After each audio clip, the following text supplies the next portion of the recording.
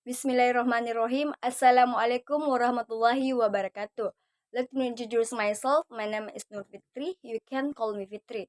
I'm from English Education Department second semester. Today I want to tell about anti-corruption.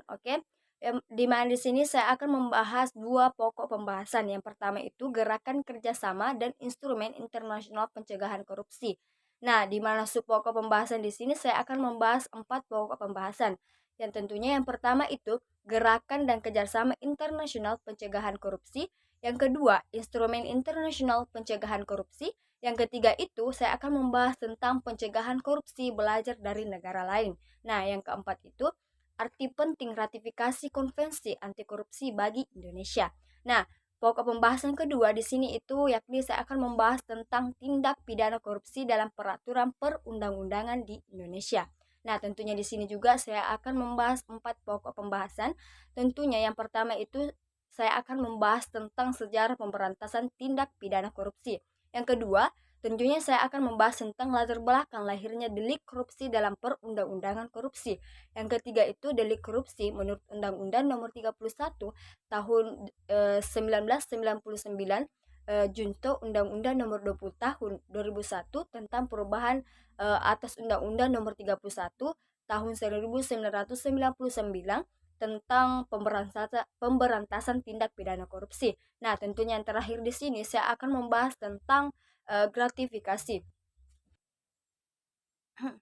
Baik, langsung saja saya akan membahas tentang gerakan dan kerjasama internasional pencegahan korupsi.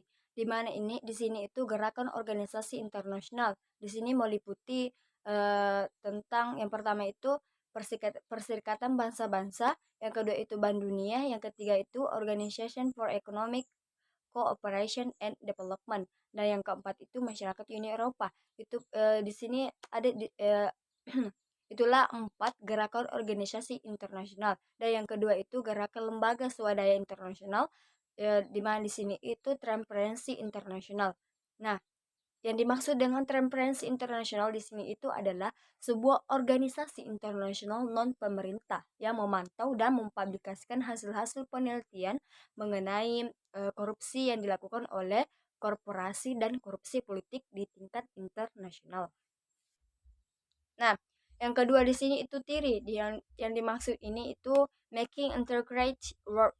Yang di mana di sini itu adalah sebuah organisasi independen internasional non pemerintah yang memiliki head office di London. Nah, unit Kingdom dan memiliki kantor perwakilan di beberapa negara termasuk Jakarta. Di sini itu TIRI didirikan dengan keyakinan bahwa dengan integritas kesempatan besar untuk perbaikan dalam pembangunan berkelanjutan dan merata di seluruh Indonesia akan dapat tercapai. Baik, pokok pembahasan kedua di sini itu instrumen internasional pencegahan korupsi, di mana di sini itu terdapat dua poin. Yang pertama itu Unit Nation Convention Against Corruption. Di sini itu membahas tentang yang pertama itu masalah pencegahan korupsi, yang kedua itu kriminalisasi, yang ketiga itu kerjasama internasional, dan yang keempat itu pengembalian aset-aset korupsi. Nah, poin yang kedua itu Convention of Bravery of French Public Official in International Business Transaction. Oke, di sini itu adalah sebuah konvensi internasional yang dipelopori oleh OECD. Nah, poin yang ketiga itu yang maksud saya di sini itu pokok pembahasan yang ketiga itu saya akan membahas tentang pencegahan korupsi belajar dari negara lain. Nah, di mana di sini itu India adalah salah satu negara demokratis yang dapat dianggap cukup sukses memerangi korupsi. Nah, meskipun korupsi masih cukup banyak ditemui dari daftar peringkat negara-negara yang disurvei oleh Transparency International, di India itu menempati ranking lebih baik daripada Indonesia. Nah, oleh Krishna Tumala ini dinyatakan bahwa secara teoritis korupsi yang bersifat endemik banyak terjadi di negara yang masih berkembang atau less development countries. Di sini itu yang disebabkan karena beberapa hal, yakni sebagai berikut.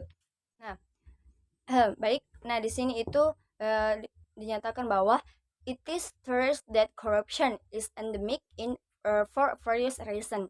unequal access to and disproportionate distribution of wealth among the rich and the poor, public employment as the only or primary source of income, fast changing norms, and the inability to correspond personal life patterns with public obligation and expectation access to power points accorded by state con- controls on many aspects of private lives were are absent mechanism to enforce anti-corruption laws general degradation of morality or amoral lifestyles, lack of community sense and so on. Hmm. Nah, eh, dengan mendasarkan pada pernyataan tersebut, di sini itu Tumala dalam konteks India memaparkan bahwa beberapa hal yang menurutnya penting untuk dianalisis yang menyebabkan korupsi sulit untuk diberantas. Di sini itu menurut Tumala pada tahun 2009. Nah, selanjutnya itu pokok pembahasan yang keempat. Di sini eh, saya akan membahas tentang arti penting ratifikasi konvensi anti korupsi bagi Indonesia. Nah, di sini itu ratifikasi konvensi anti korupsi merupakan petunjuk yang merupakan komitmen nasional untuk meningkatkan citra bangsa Indonesia dalam percaturan politik internasional.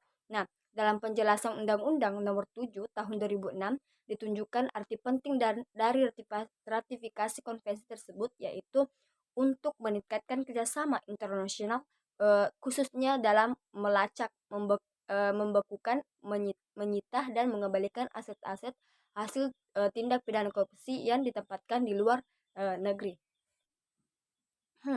Nah, di mana di sini itu meliputi yang pertama itu meningkatkan kerjasama internasional dalam mewujudkan tata pemerintahan yang baik. Yang kedua itu meningkatkan kerjasama internasional dalam pelaksanaan perjanjian ekstradisi, bantuan hukum timba balik, penyerahan narapidana, pengalihan proses pidana, dan kerjasama dalam menegakkan hukum.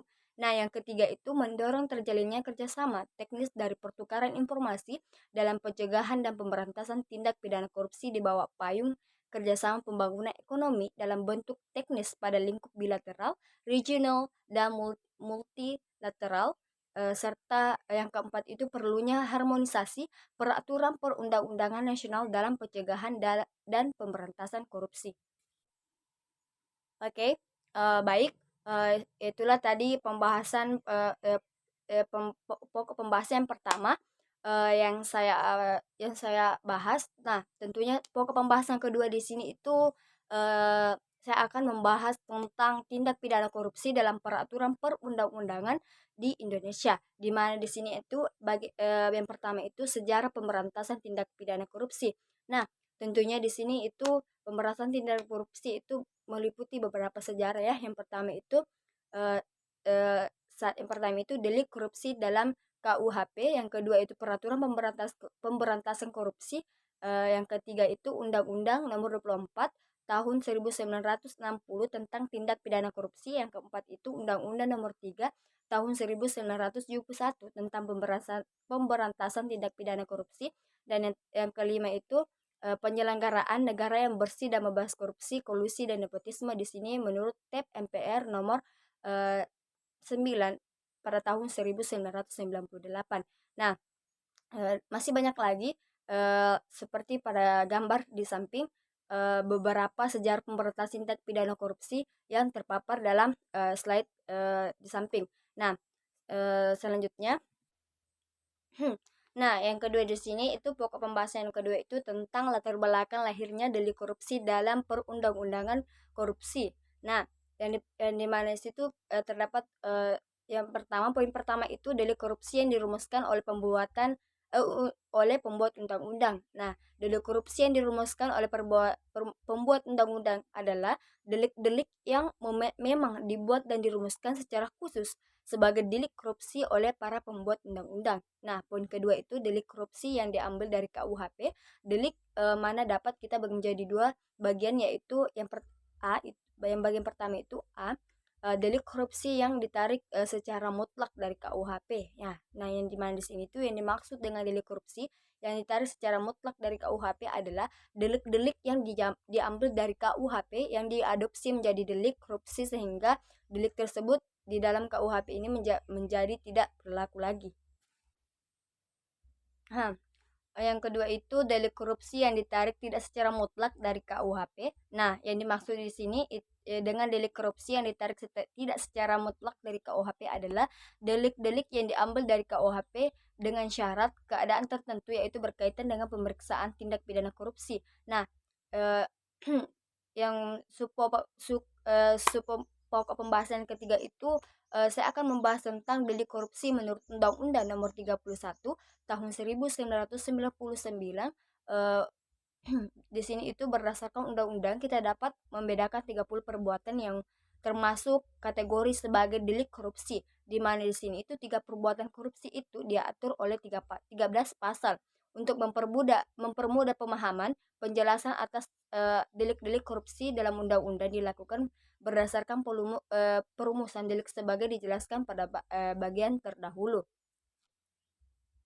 Nah, di mana di sini yaitu delik korupsi yang dirumuskan oleh pembuat undang-undang dan delik korupsi yang ditarik dari KUHP baik secara langsung maupun tidak secara langsung. Nah, pokok pembahasan yang terakhir atau yang keempat di sini itu gratifikasi.